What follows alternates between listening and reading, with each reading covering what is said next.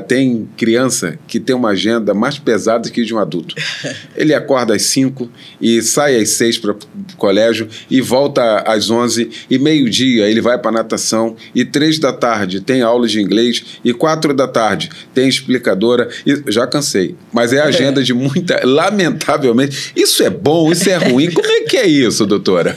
Pois é, essa é mais uma questão social, né, que tem se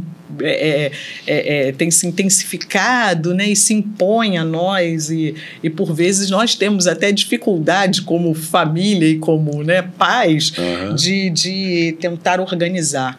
Eu acho que há 2 extremos nisso, né? Tem a criança que não tem rotina alguma, ela não tem agenda alguma. Então, essa criança, ela não tem hora para comer, ela não tem hora para dormir, ela não tem uma rotina mínima. Então, assim, a rotina, quando a gente fala de hábitos saudáveis, né, e alguns horários pré-estabelecidos para que a saúde da criança ela seja preservada, como, por exemplo, um tempo mínimo de sono, sim, ela é importantíssima. Agora, a rotina pesada, né, que inclui diversas atividades sequenciais, e nenhuma capacidade ou nenhuma possibilidade, né, da criança simplesmente ficar um pouco ociosa, fazer alguma coisa que goste, sair um pouco daquele contexto que já foi pré-determinado, essa agenda absurda para a criança, também é muito cansativa, né? Também é enfadonha, né? E por vezes a criança chega um momento em que ela se nega a seguir aquele padrão. Então, pode ser, inclusive, causa, né, de crianças que simplesmente desistem de determinados compromissos, né, de seguir determinadas tarefas. É aquela criança enfadada porque tem que fazer natação, depois ir para a explicadora, mas ela não quer nadar naquele dia, ou ela nem gosta de nadar. Natação até é um esporte interessante, mas quando eu falo natação, eu falo de tantas outras tarefas que são colocadas na sequência. Então, assim, o equilíbrio ele tem que existir, né? Tanto aquela criança que simplesmente é deixada para que faça aquilo que quer, na hora que quer e como quer. Se quiser tomar banho, toma. Se não tiver horário para tomar banho, não toma. Isso é preocupante, mas aquela criança que é submetida a uma carga de trabalho, vamos dizer assim, estudo, né, acima do que é natural, acima do que permite ela brincar e exercer aí os seus direitos de criança, né, as suas prerrogativas de criança, isso também é complicado. Então, nós pais temos que ter esse olhar maduro para isso. E para adolescentes também. Adolescentes também, né, doutora? Ocasionalmente a gente tem que dizer, não, vamos parar por aqui, né? Vamos agora ver um filme, vamos comer uma pipoca, dá uma paradinha, né? Eu tenho filhas no ensino médio, então eu tenho que ter esse equilíbrio.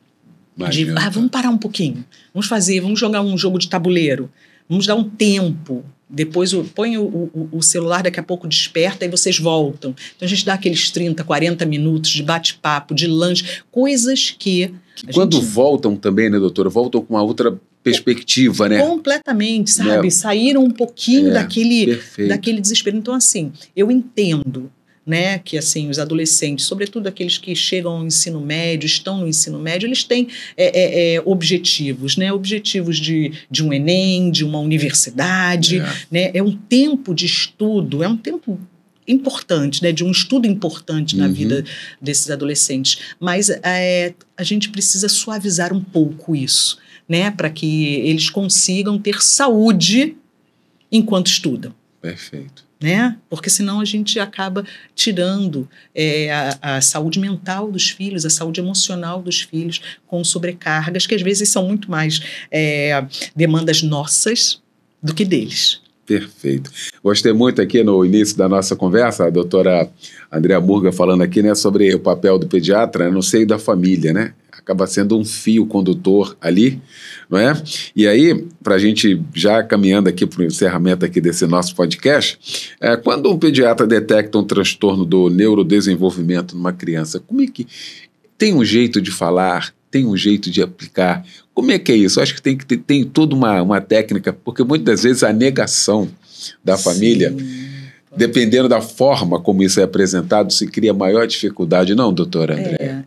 Na verdade, assim, A medicina tem isso, né? Tem os seus momentos absolutamente maravilhosos, como o nascimento de uma criança, né? A própria puericultura daquela criança que tem o seu desenvolvimento normal, mas também tem os seus momentos de preocupação e tem os seus momentos em que, mais do que nunca, o médico, e particularmente o pediatra, tem que interagir com a família, né? Tem que ter a sensibilidade para entender o que ele está falando, o impacto que isso traz sobre as expectativas das pessoas, sobre os sonhos das pessoas. Então, assim, falar sempre, ser honesto sempre, mas com empatia, com parceria, e entendendo que fases existem. Inclusive, negação pode ser uma das fases até a aceitação de uma determinada síndrome, de uma determinada doença ou afecção, né? E, assim, o pediatra, ele entra em todas essas fases do desenvolvimento. Se nós pensarmos, né, que quando o bebê nasce, ele tem reflexos, né? Ele tem reflexos, ele faz aquela flexão de braços e pernas. Se ele se assustar, ele mexe como um conjunto, sim, né? Os braços, as pernas, ele não consegue sustentar a cabeça. E quando a gente percebe, no primeiro mês, aquela criança já começa a fixar alguma coisa, né? No segundo mês, ela já começa aquele sorriso, né? Que se transforma no efetivo sorriso social. No terceiro mês, ela já consegue, né? Firmar o pescoço. Olha, em tão pouco tempo, quanto o desenvolvimento sobretudo do RN e do lactente, né? Quanto esse desenvolvimento ele vai se processando numa velocidade absurda, né? E aí, quando chega 6 meses, essa criança ela já senta com apoio, essa criança dali a pouco, com 9 meses, ela já está sentadinha, 10, 11, 1 ano, a 1 ano e 2 meses, ela já consegue, né, engatinhar, se pôr de pé, começar a andar. Verdade. Né? Isso eu estou falando dos marcos sim, normais do desenvolvimento. Sim. Então, como é importante em 1 ano o que o pediatra efetivamente, né, percebe junto com a família de ganho para aquela criança. E aí, em vários dessas consultas, desses encontros, né, o pediatra também tem a oportunidade, ou em todos, virtualmente, ele tem a oportunidade de observar se alguma coisa não está de acordo com aquilo que era preconizado para aquela faixa etária. Então, assim, isso aqui me chamou a atenção.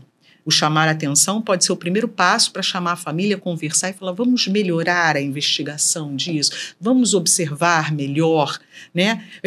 Como é que vocês estão, como é que está sendo o estímulo, né? Como vocês conseguem estimular? Então, é a hora de colher informações melhores, né, trazer a família ali para perto, para parceria, no entendimento de que pode ter alguma coisa ali errada ou alguma coisa só que depois de um tempo vai se organizar, se reorganizar, enfim. Né? Então, a fala ela é importante para não ser aquela fala decisiva, aquela fala que tire todo e qualquer, que gere apreensão, tire esperanças, né, ou defina um diagnóstico que de repente nem é. Né? Mas é claro que o pediatra ele conhece os marcos do desenvolvimento. E conforme o tempo vai passando, e aí começa o tempo da vocalização, né? Começa o tempo da verbalização, do entendimento dos objetos, da atenção, da construção de palavras, da frase com no mínimo 2 palavras. Então a gente sabe, olha, chegou a 2 anos, né?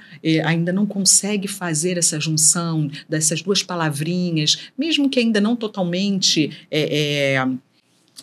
claras, mas, peraí, talvez aí tenha alguma coisa na verbalização.